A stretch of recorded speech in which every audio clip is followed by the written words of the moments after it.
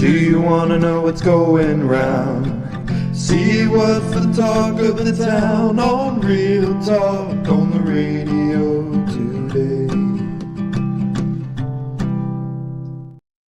And welcome to Real Talk Radio 97.5 and KDWRadio.com.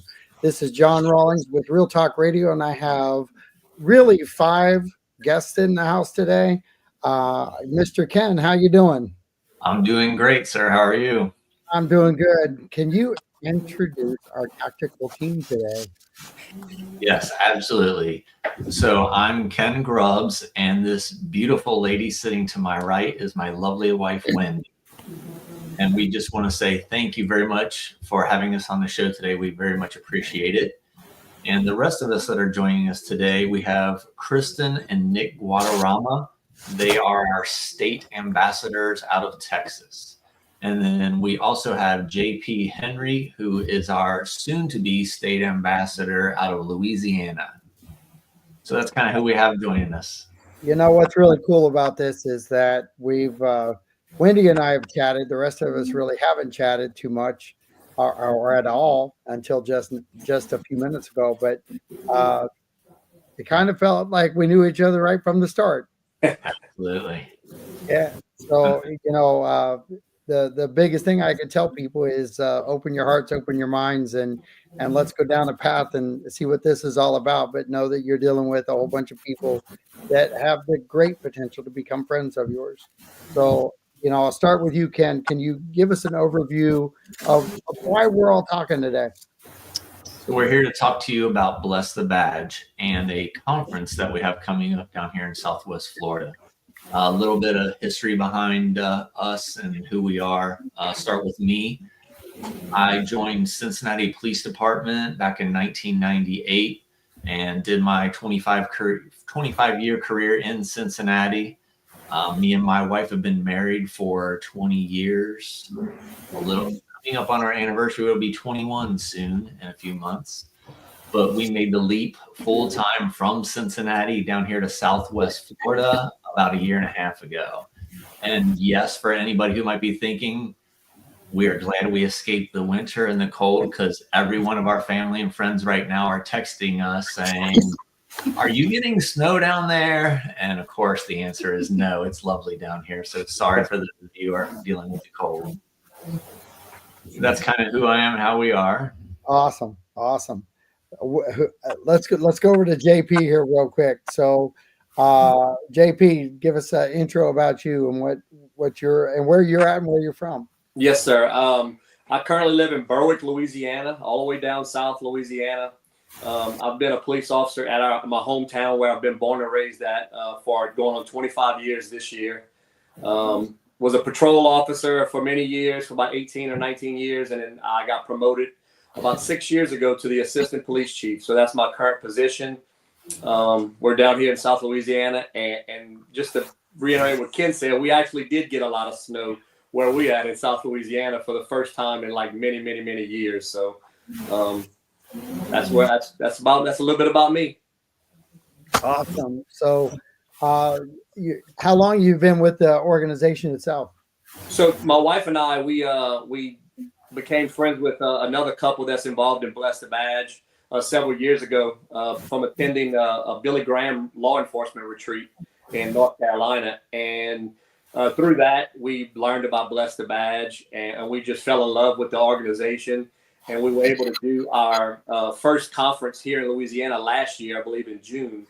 And through that conference, it was just on our heart after that conference to just say we want to join the team, and which we are now in training to become state ambassadors for Louisiana.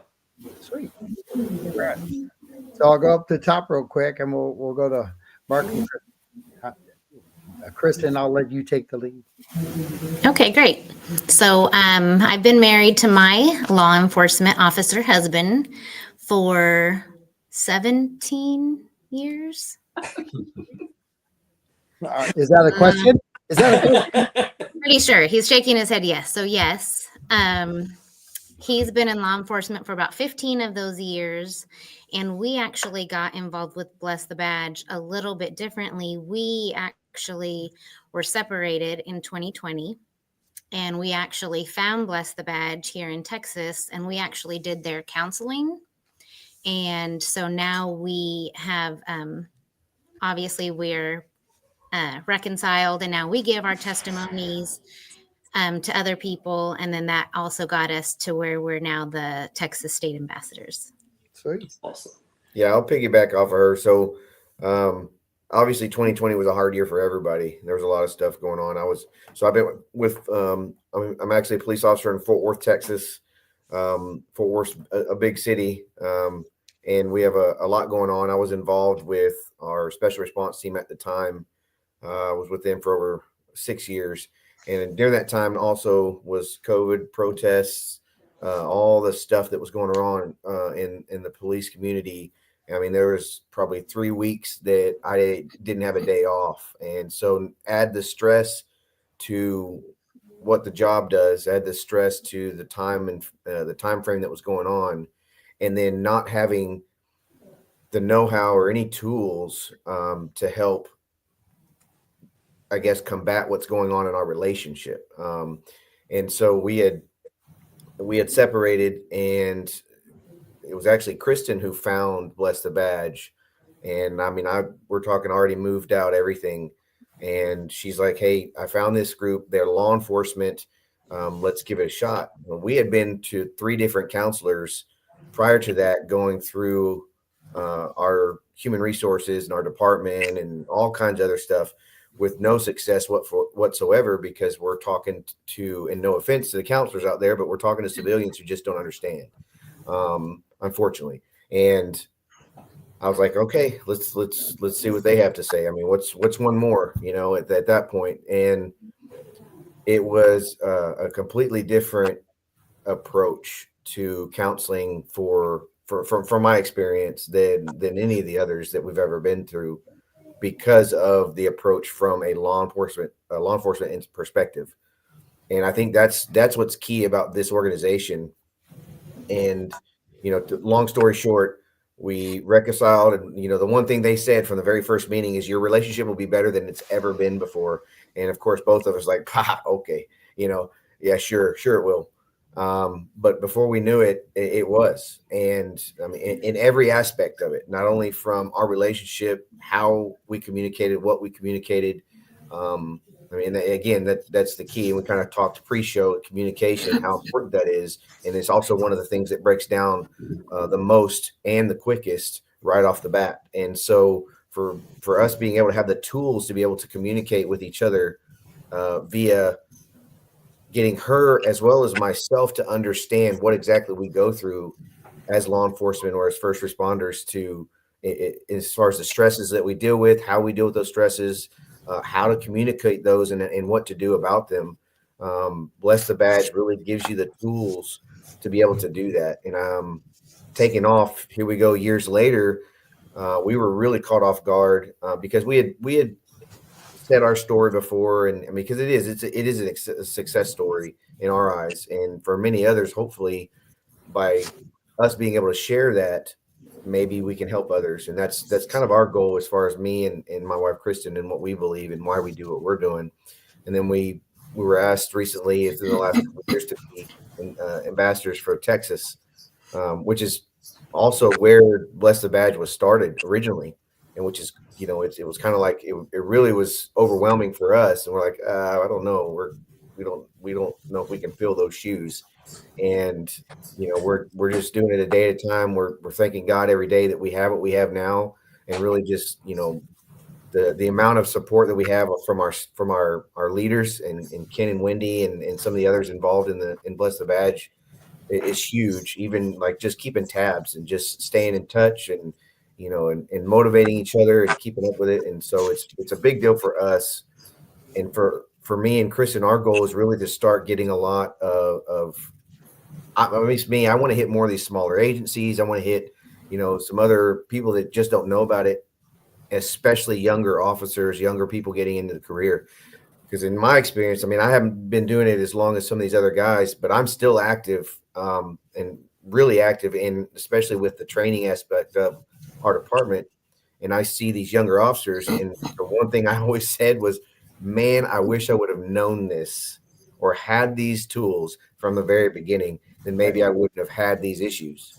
And so to try to reach some of these younger officers starting the career, it's the only career you'll ever get involved in where they start you with the conversation. Okay, now you're getting in this career. Just understand there's a 50% divorce rate. So just want you guys to know what you're getting into. I mean, who starts that? That's how you start your career. That's what we're putting in the mind of some of these young officers who just want to help people and be there and, help the innocent and protect those that can't protect themselves. I mean, honestly, that's why we all get involved in law enforcement anyways. And that carries on in any other first responder profession, I believe. Fire, EMS, paramedics, the stuff that they see and go through without the tools that we provide with the tactical relationship training and what the body of what we teach. There's how are they going to even know, number one, what's going on with them, and how are they going to know how to combat that? I mean, that's huge. Yeah, so I'm going to spin off of that because, I'm going to go down to Wendy and Ken. Getting the word out and taking the fear out of getting the word out, not from you guys, but actually from the people who need to hear what you guys are doing, what you're about. Do you find that on a normal basis? Do you find that to be the challenge when you go to new areas and try to broaden that conversation out and attracting the newer couples back in? I do a lot of fundraisers and different things like that, and I'm not associating that with fundraising, but it's all about the attraction and then taking down the defenses that people put up. Can you guys talk about that a little bit? Yeah, I'll talk about it a little bit, and then I'm going to throw it over to my wife, Wendy, and let her go into a little bit more in depth. But what we have found is, no matter where you're at in your marriage, whether it's maybe you need a little bit of a tune-up, so to speak, or like the Guadaramas, they were at that point, there's something at this conference for everybody.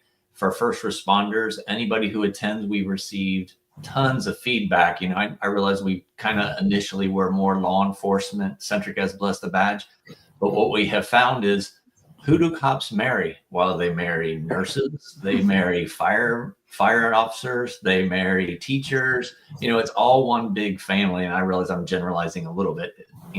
Not everybody just marries in that particular careers, but when they we're all sectioned off like that. We stand in line up.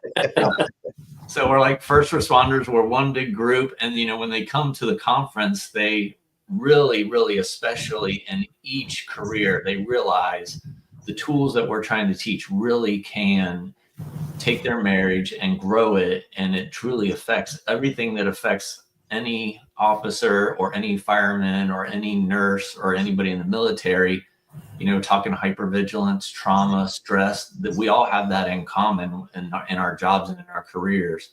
And what Bless the Badge really tries to do is interject and say, hey, there's ways to overcome that. We have tools to help you, and we really want to make your marriage stronger. So I want to turn it over to my wife before I do too much talking, because I know that she can really expand upon what our conferences are all about. Okay. Yeah. So I just want to start and reflect on a couple comments that were made here. There are two themes that we hear in every single state that we go to. One is, I wish I knew this sooner, right? And so it does apply to newlyweds. It also applies all the way through the seasoned marriages. Like, there's literally something for everybody. And then the second thing that you all touched on is we hear this all the time, like, why do you limit this to law enforcement, right? And in fact, that's what we heard here in Southwest Florida, which was open it up. We're all one community. We're one family. And so that's what we're doing here by design, because exactly what they said is true, which is we teach tactical relationship training, just to kind of go a click down into it. Tactical relationship training part 1, as we call it, which is what we'll do in the morning here in the conference here, gets into hypervigilance. And it's a very non-clinical, surgical way that we approach it. We make it playful. And really our goal there is to acknowledge that we're not so different, right? We start with things like, anybody else have an officer that has to have their eyes on the door everywhere you go? They know the license plate numbers, they know the comings and goings, and PS, they're not making eye contact with you through that entire meal, right? And so we really try to make it familiar of that's an impact of the job, right? That's not a personality thing as much as that's hypervigilance. And so we try to make it really simple. And then we get into stress, which, by the way, a lot of stress turns into cumulative stress. And similarly with trauma. And part of what we teach with trauma is trauma doesn't mean that you specifically had to go through a trauma yourself. It can actually be witnessing. So as a first responder, when you're coming alongside someone on the worst day of their life, in a lot of cases, you're experiencing that trauma too, over and over and over again, which gets to cumulative trauma, of course. And so, did you have something to add? So speaking of one of your worst days of your life, would you like to share what eventually brought us having blessed the badge? Yeah, so about that, what Ken didn't mention in his introduction is that in 2017, he was shot in the line of duty. And you can imagine every police spouse's worst nightmare. We woke up to the police on the porch and they weren't sure if he was going to make it. Obviously he did, praise the Lord. But that's really actually what brought us to Bless the Badge, because what we found was we were really well supported when it came to medical care. We were well supported financially. We had people throwing money at us. We had so many gifts and flowers and cookies and all the things. And it was beautiful. And he was a hometown hero for sure. But what we found was there wasn't a lot for families. And so, you know, the boys and I just kind of navigating and going through it alongside him. But you know, we just knew there had to be something more. And that's really what led us to Bless the Badge, which, as was mentioned earlier, is actually a 30-year organization. The learners founded it in Texas, as was mentioned. And they just knew there was something different about us. And so they started taking a lot of classes, learning a lot of things, and trying to figure out what is that something. And again, that's 30 years ago, nothing like what we know now, right? And what we teach now. And so they just journeyed that, and they walked alongside couples, and they helped couples like the Guadaramas, ultimately leading to us having a conference actually in Cincinnati back in 2019. And we just fell in love with it. Honestly, you know, I talked about kind of the part one, which is a little clinical, but not too heavy. But in the afternoon, that's when we really get to putting tools in the belt. So we talk about love, respect, communication, all of those things that are part of the conference. So yeah, I Bearcat country. I know where that's at. You know, so you got the Bearcats down there in Cincinnati, and there's a lot of police officers down there in that area, and all over the nation, and we're all fighting a lot of different things now with the crime levels that are out there. And I know we're talking about shine the badge, but some of the stress that comes out with carrying the badge is different than your normal marriage. Can anyone, or does anyone want to take that aspect of it?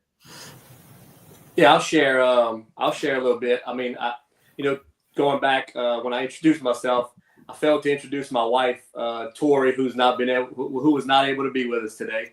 We've been married for 28 years, and I got in law. We got married in 1997. I got in law enforcement in 2000 full time. So as soon as I got in law enforcement, it was quickly learned that the stress. My daughter was born. Our daughter was born in 2000 as well, that same year, and so I've been a cop her whole life, since she's been born. So what I'm trying to get at is that, our families, the stresses of the job that we deal with every day, not only affects us, it affects our entire family. My wife deals with the same thing I deal with because of the traumas that I dealt with over the years. My daughter as well. My daughter, growing up in the local high school where we've all been born and raised at, had to deal with the fact of me being a police officer. Oh, your dad's a cop, your dad's a police, that kind of stuff. And going back to that hypervigilance, I mean, everywhere we always went, my family knew where I had to sit in the restaurant. My family knew that I had to be watching those doors, and they got to the feeling of it, and they learned it over the years, and then fast forwarding to like a couple of critical incidences. I was not shot in line of duty, but I was actually shot at for the first time in my almost going 25-year career now, last year in May, as an assistant chief, I responded to a suicidal suspect call and was actually shot at in a residence. And so I know how that affected my wife, and because of how it affected my wife, it affected me even more because I knew the stress that she was going through now. Also my daughter, that kind of stuff. So, those stressors are there for not only us, but for their entire families. And when we went through the conference last year, look, I mean, we've been married last year. It was 27 years. So it was like you said, the seasoned marriages, I'm blessed to say that we've never had any problems in our marriage. I thank God every day that we never had any problems in our marriages. So we couldn't relate to a lot of people that were dealing with those situations. I found it very important in the beginning that if I didn't have a relationship with God in this career that I've chosen, I would have never made it. I could promise you that, to throw that in there. I mean, I encourage my guys all day, every day, that if you don't have some form of relationship with God, you're not going to make this career. You're not going to battle this career. You're not going to have something to fall back on if you start getting these stresses and you start dealing with critical incidences. You're going to crash and burn, and Bless the Badge taught that to me a lot last year when we went through that conference. And again, we fell in love with it. And like you said earlier, it's tactical relationship training. And you throw that tactical relationship training in there, and you're getting the attention of some cops because they hear, ooh, tactical. So it might be something, whatever. You got cops that, they hear that. So they're like, oh, this might be for me, So, I mean, that's my standpoint from it. Well, you've got, I want to kind of talk about, I think something that Wendy wants. You have a question for me, don't you? Oh, yeah, I do actually. So, John, any questions any guesses on the top 2 reasons for divorce? Well, we cheated, didn't we? We So did. I'm gonna be honest with everybody. I guessed one of them. I didn't think about the other one, but the other one, I'm going to give you the first one, and it's money. And I'm going to let them think about the other one because I didn't think about the money side of it because I'm so much deeper into 35 now, and at 35 years, that was earlier. We talked about money. We talked about those things. So the stressors for us and the tactical moves that we made to survive it, we didn't have you guys back then, but there were a lot of tactical things we did to survive. And I want to talk about the other one, and I'm gonna let Nick tell me what the other one is. Yeah, the other one for sure for us, I kind of mentioned it, is the communication part. The number one thing that really breaks down is how we lack the ability to communicate correctly with each other, I think is a good way to put it. Yeah. In our reference to law enforcement or first responders in general, because of that hypervigilance, it does affect the communication because you don't know how to communicate. You don't know how to communicate due to the responses that your body or your emotions or the physiology around what your body goes through is actually how it affects the communication part of it. And I think with the TRT that we teach and the tools that we have in there, it really puts in perspective how to combat those types of physical and emotional things that happen to you that affect the communication in the relationship, because one's going through it, not the other. The other definitely feels what the one is going through based on the connection that they have. Like my wife absolutely felt some of the stress that I would go through because it comes through me. It comes out of me, and she's my partner, and she's usually the one that hears and feels it first. And for her not understanding that or not knowing, how to give the space when needed or how to read those signs and how to communicate correctly, even as little as the words you use, coming home, like for instance, and I tell this to even some of the younger officers, and the time that I remember the most is I would come home from a long shift And in our department, we work 10, so it's a pretty long shift, 10-hour shifts. It's great for the 3 days off, but the 10-hour shifts sure do suck sometimes. But when when I would come home stripping off Velcro, I couldn't even, I didn't even have my foot in the door. And of course, she's been dealing with kids when our kids are young, at the time, and all the other stuff that come with finances in reference to the house and everything else. It all comes down to the communication. Before I even have my foot in the door, she's like, "Hey, we got to get this done. We got to get that done. The kids need to go here. The kids need to go there. We got to pay this bill." And I'm like, "Hold on a second. Like, can I breathe? Can I just take a second and get have a breather?" And it at the time, she thinks I don't want to talk about it because I don't care. And in mine, I'm like, I can't catch a break, and I don't even want to come into the house now. I'm going to sit outside of my car for 10, 20 minutes when I get home before I even walk in the door to prepare myself for what's about to happen when I walk in the door. And all of that comes into falling in line with communication on how to communicate and the tools of understanding what hypervigilance does to our first responders' bodies and minds, and being able to understand that on a spouse side to where she can give that extra minute or two or however long you discuss by communicating that part of it. And now I come in, I do all my things. If I take a shower, if I whatever, and I finally get kind of settled in, and we know where that's at now, but it's a learning experience at the time, but the learning comes from her actually understanding that. And now it's like giving that time, and then, hey, is this a good time to talk about this? That alone, that tool alone made a huge difference in our relationship in being able to communicate. I mean, just I'm going to slide over to her for a second because I've got a play off of that, but I want to think of it as a different way for you.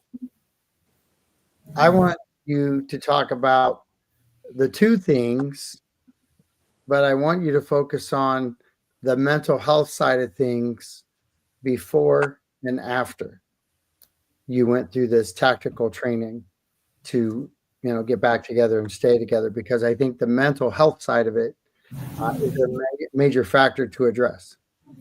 Yeah, it is, because obviously he's going through stress. I'm going through stress because he won't open up and communicate. So he's blocking me out. But also, like, every day we're not spending together, I'm thinking of it like a brick, another brick between us. That brick wall is just getting higher and higher because every day he's going to work and becoming and not communicating. So that definitely affected my mental health, obviously, and thinking that he doesn't care. And it's such a shame that I didn't know these tools before, because it's something so easy as I didn't know what he was going through physiological, like the ups and the downs before his shift or after his shift. So now I'm very careful about not wanting to plan a whole vacation right before he goes to work, or not bombarding him with bills as soon as he walks in the door. But also it's actually better for both of us, because if I wanted to talk to him and he's not ready, or even I'm not ready, I'm reading an email and I'll say, I'm just not ready. And there's no miscommunication there. Why is she not listening? She doesn't care. He doesn't care. It's, I just don't have the time to give you 100%, and let me get back to you in just a minute. So I'm going to stick with you for a second. So you gave a good cover. I want you to talk about what it did for you on the mental health side of things, because when you dive down in these conversations that you're having, when you went through this, you had to make some tactical adjustments yourself and realize some things. So my question is what were those things that you found as a female who married to the macho police officer over here, who's out doing his thing, but you had to make some adjustments to succeed in your marriage, and kind of confronting those with your It was a lot of me. There you go. Go ahead. It was a lot of me. Yes. Okay. So when we went through the counseling, Lisa was our one of the leaders, and she would call me out on things, and I'm like, no, it's his fault. And I really had to reflect on what I was doing. So I wasn't being understanding. I'm thinking he doesn't want to be home. I'm not understanding that he does want to be home. He just can't be home right now. How, how, I don't want to ask your age, but you are definitely young, and you're younger than me. So you had to be young when you first got married. Was that a learning curve there too for being so young and kind of fighting through some of the things that and I don't want to be selfish, because it's not selfish. It's that when you love somebody and you care about somebody, you want to be with them all the time. Is that some of the battles you had to go through? To be perfectly honest, when he told me that he wanted to separate, I really, honest to God, had no clue it was coming. It really hit me like a ton of bricks. I was not reading his signs or what he was trying to say. Okay. Or what he was trying to tell me. I wasn't reading that. I was just in mom mode, and he was in cop mode, and we just went along. And I do say we were roommates for the last few years before we went to counseling. And that's when he came to me and said, I'm tired of being roommates and I want a separation. It really did hit me like a ton of bricks. So when we went into counseling, and she kind of said, and I knew Nick was going to like her, because she said, you have a lot of stuff to work on. And she was looking at me, and I was like, I have a lot of stuff. I don't think you understand. Like, he has a lot of stuff. But it was little old me. Yeah, it was a lot of me. And it was just a lot of not taking things personal.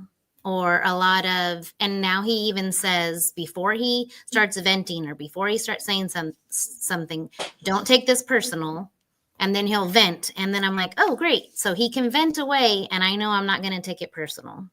It just relieves that whole entire stressful situation.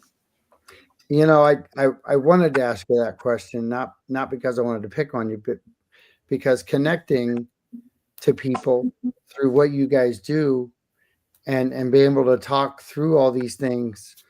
This is what happens at these events, isn't it? Yes. Yes. Mm-hmm.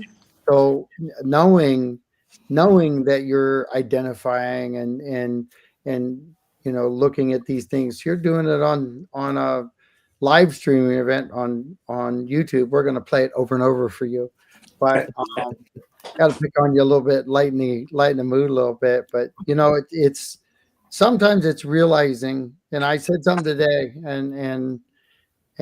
or yesterday when I went into the office. I said, I'm dealing with level 10 all over me, all over. I said, if I come in here and I'm level 10, you have my permission. All you have to say is, John, you're at level 10. That's going to tell me that I'm projecting level 10 onto you, and I'm not meaning to.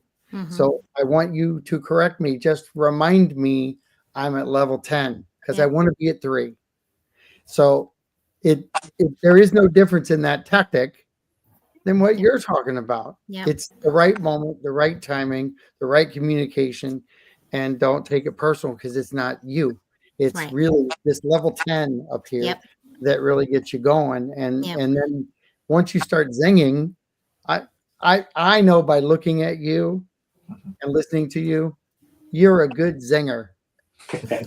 When somebody gets you going, it's like, no, all right, zing. The funny thing is, he's a good zinger too. When he's going zinging back and forth, and it's never personal.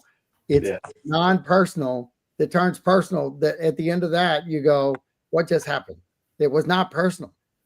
And what you're saying is, you're both guilty to me. It's realizing as couples, when you go through this, the tactical side of it is, you're not trying to direct it at home. You're just loaded.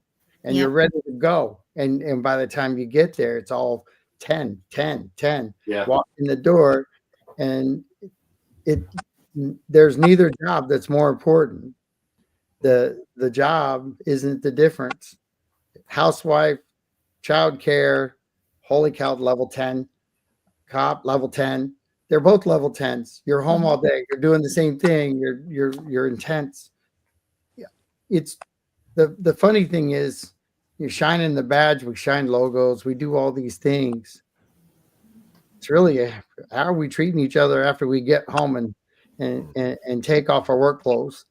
And funny thing, Nick, moms don't take off work clothes. They keep work clothes on after you get home. So I bet you learned that too. Oh yeah, that was definitely a learning point for me too, and it worked hard at trying to. It really worked.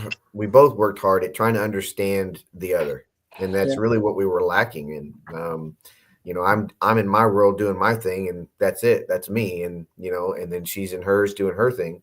Well, she doesn't know what I do every day, and I don't know what she does every day, and we're more open and converse about that stuff now. But back then, especially for me, as we talk about sliding and shoving things, sweeping things under the rug per se, all the experiences, all the stuff that I went through and seen and done and everything else, I just sweep it under the rug, because in my mind, I'm thinking I'm protecting her. Or when I did say something, or maybe something really did bug me and I vented, she took it in a personal way, and so then it was like that, a reverse OODA loop, if you will, if anybody knows what that means, right? It's like it just did the exact opposite, where it went a negative route, and it became a cycle of just resentment and disrespect versus having that love and respect going in the right direction, where it works both off of each other.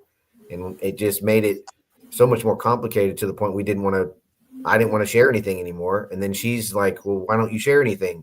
And so it's like that vicious cycle of negative versus trying to get to a place. And it's got to start somewhere. And that's another thing I want to share. And then I'll hush. But this does take both. It does take both. And we've had plenty of people that have come to our programs and in our speeches or not our speeches, but our conferences, and heard the tools and heard the strategies and heard the success stories. But it takes both, not just one, not the other. It takes both. And you both have to be willing to put in the work. And if anything I've learned in the 17 years of marriage, 19 years of being together, it is constant work. But it comes easier when you have the tools and the know-how to be able to do it. I just emceed for human trafficking down at who's got noise in their background? Just mute yourself for a second. Yeah, it's not mine. I'm by myself. I don't have anybody else. All right. So I just emceed a human trafficking event, and we get done with all those things there, and it's probably no different than what you're doing, but there's 17, 20 vendors there. And at the end of the event, I asked the question. I said, how many of you are working an hour a week to stop human trafficking? And all the people who did the presentations were raising their hands. And I said, so how many of you in this room think that human traffickers work at it all day, every day? And if we're not working an hour at it, are we going to make a difference? So I'm going to ask you guys, were you working an hour? I'm going to ask you all, so you can take turns, and I'll go down to Ken. Were you working before this program? Were you working an hour a week at your marriage like you are now that you're in this program? So I feel like you're looking right into my soul when you started asking that, And I had no clue you had a soul. No, I'm just teasing. I'm teasing. Go ahead.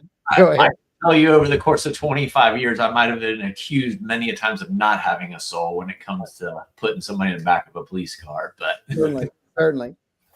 for me and my wife, when we're talking about working on your marriage, most certainly,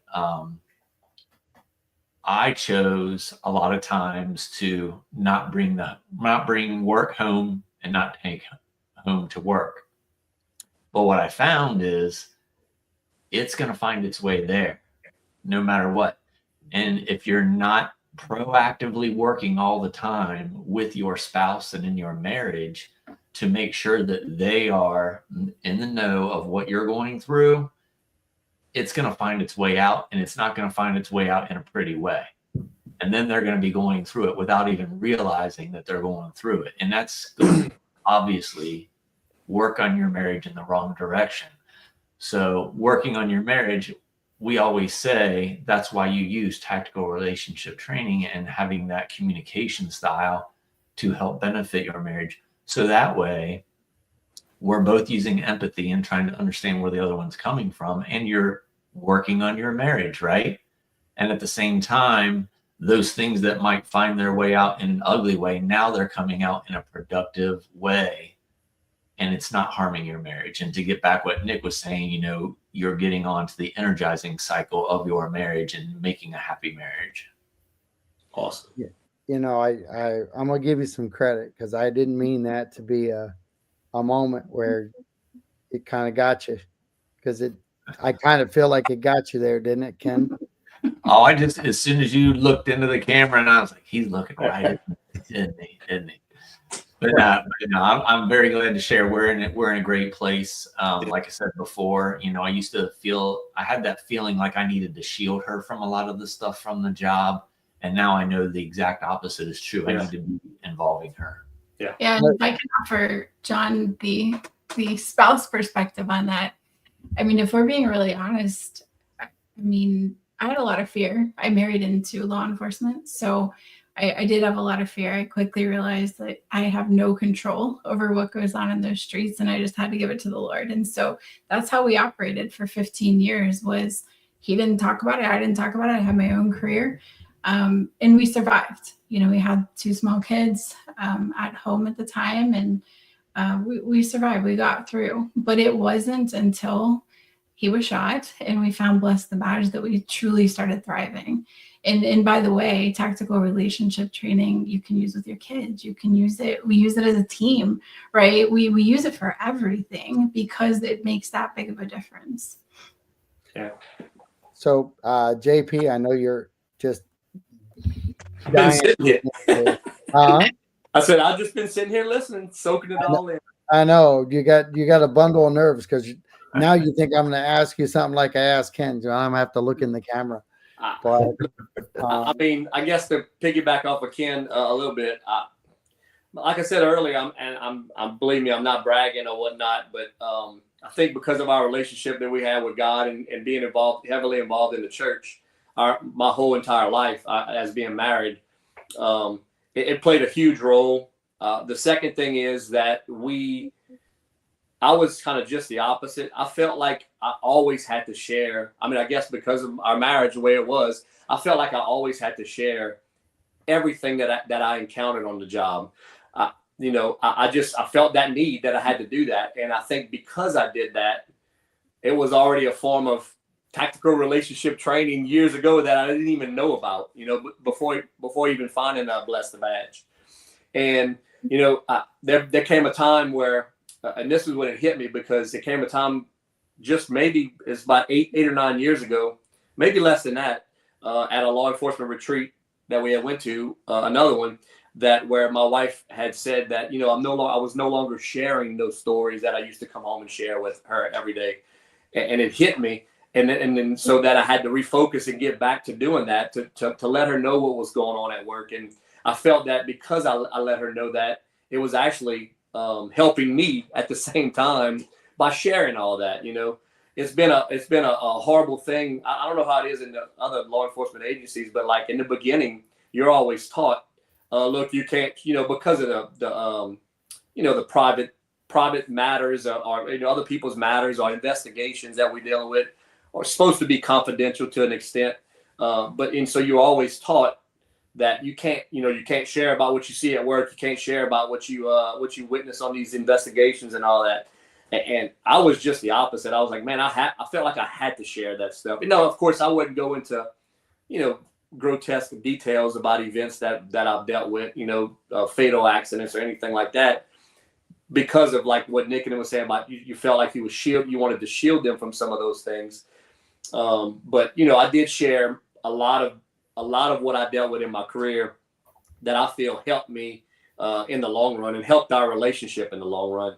And like I said, I think before I even knew what tactical relationship training was, now I understand what it is. But after getting involved with Bless the Badge, I totally understand what it is, and it's truly it's an asset for everyone. After our conference last year, I had so much positive from so many different couples. Even single guy. We had an officer that attended our conference that was a single guy, because he hadn't actually asked me, is this just for couples? And I said, no, it's open for everyone. And when he came, he's matter of fact, I talked to him the other day, and he asked me about Bless the Badge and when there was going to be another Bless the Badge conference. It's a true asset to all officers, all first responders. Now that because firemen, military, as this job, we see the same traumas on everything that's going on. I wasn't able to put your flyer up, Wendy, but I pulled up the website, and there's a whole lot of information on the website. Is that yours, right? Yep. And so, is the flyer on there on the website? So this is the Tactical Relationship Training website, which is a lot about information about what it is and what it includes. And if you keep scrolling, John, what you'll see there is some familiar faces with testimonials. I know them. You do know them. And right there is where you can click to register for the event. If you're interested in learning more about the organization itself, that's blessthebadge.org, and it's a really huge website that has all kinds of good stuff. One thing, John, that we didn't have a chance to cover yet that I wanted to make sure that we mention here is tactical relationship training. Of course, that's our bread and butter. That's what we teach. But we actually teach that in 3 different ways. So one is conferences like this one that we're having in Southwest Florida next Saturday, February 1st. But the second is academy classes. And in fact, we are certified kind of sanctioned programming within South Carolina, Texas, and Oklahoma. So we can go into actual academies and teach law enforcement there or first responders. And then the third is couples coaching. So the Guadaramas talked a lot about what that looks like. The couples coaching, again, it's teaching TRT, but it's making very applicable, right? We're coming alongside their circumstances, their situation. And we do a 30-day challenge. And so it's an intensive, it's pretty quick. And, as Nick said, it does require both to be willing to put in the work. And that's what we put in place is, an accountability model to do that. So all 3 of those ways you can get tactical relationship training. If by chance this conference doesn't work for folks, they can certainly get in touch with us right here through the website, actually. Fantastic. And, it's scrolling across the bottom. We've done that. Everybody who watches knows that we put that up. This was not a Q&A show today, and we've still drawn in people. And most of my watchers, they work for a living. I can't believe it. So 3:00 is not a great time, but you know what it is? It's all over Facebook and YouTube. So our job as watchers and listeners is to share the information out. So the more shares, the more people get involved. And the key here is you got room for more people, right? Yes, we do. And getting this word out to a couple not in need, or a couple in need. That you know of that says, hey, why don't you do this? Have a little fun, learn something. Okay. How much pressure does one have to come in and hang out? I've just met you guys and we're hanging out. We're just talking. We're having these Q&As and I get to pick on Ken more than everybody else. But I find you guys to be an awesome group of people who are really targeting the mental health side of both parties of a marriage and addressing that with some really cool tactics and helping hands up. I think we all need to learn how to help people up from where they're at, and I think the more people you uplift, actually, can our souls get stronger that way, don't they, bro? Absolutely. So, there's a funny thing, when you do 55 minutes with somebody and you just have open communication. It's funny. You make me think I'm married to my show at this point because, I told Wendy, I said, we're going to go through 55 minutes because we're just going to sit around and talk, and it's really going to fly. And really, we just spent an hour talking about relationships. Mm-hmm. And if everybody watches this, that is truly tactical relationships. No matter how we break it down, start communicating. You have to start today. Yes. You can't take your steps if you don't start a little bit at a time. So get your minutes in, get your hours in, get your days in, get your weeks in, but communicate. I'm going to slide it to Wendy here real quick because there's no way that she's going to be quiet after that. You know me too well, even in our short friendship. Yes, see, I knew it was good. But yeah. Anything to add there? Yeah. So one thing, certainly it's about relationships, but don't feel obligated to show up as a couple. We understand shift work. We understand it's challenging. Come solo. It's okay. We have childcare as well. We're trying to make it super simple. And guess what? Even as early as this morning, we just found out we're going to have a licensed massage therapist there. He joined us in Cincinnati last year at the conference, and I mean, people are lined up. And so it's, it's a great form of mental wellness as well. And you got to get there. We need you there. Kristen, you're going to get a massage? Yes. There was like no chance she wasn't. Right. Can't wait.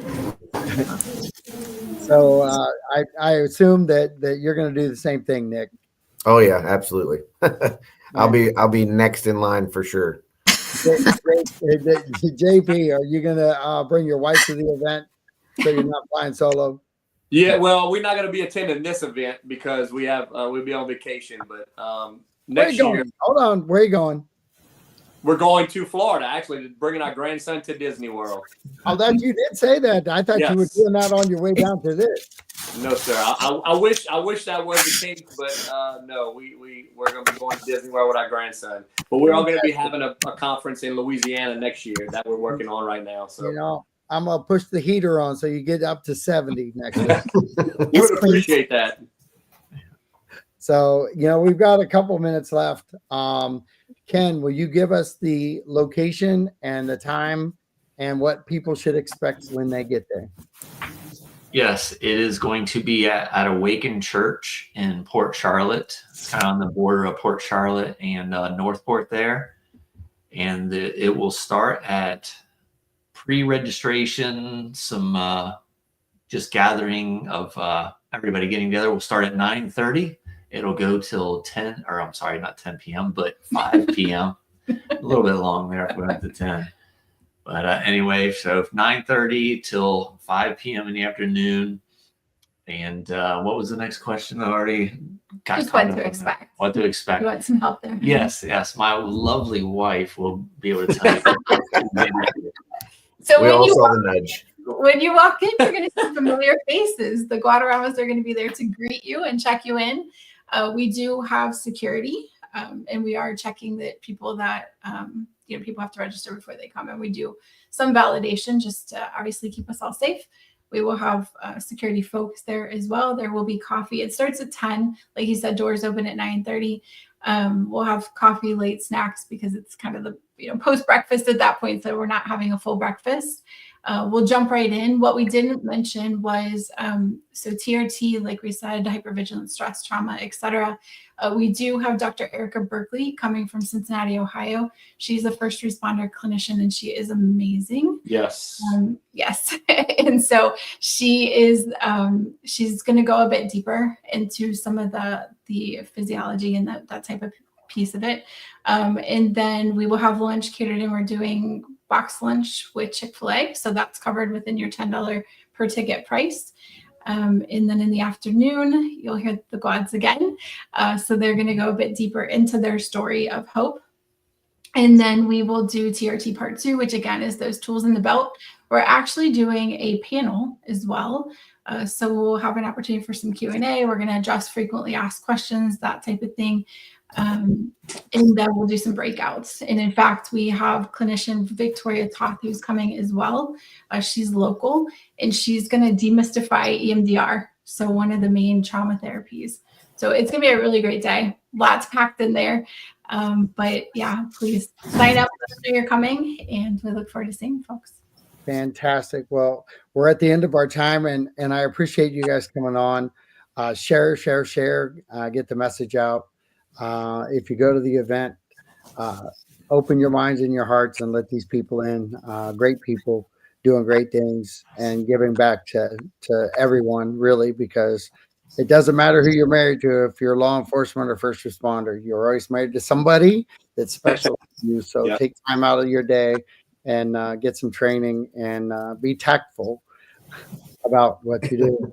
Yeah. All right. We'll talk to you guys soon. Thanks, guys, for Thank participating. you. Yes. Thank you. Very much. Thank All you. right, guys. We'll see you on Monday. And we got somebody from City Hall coming on live to really talk about our city. Talk to you soon. Bye. Bye-bye.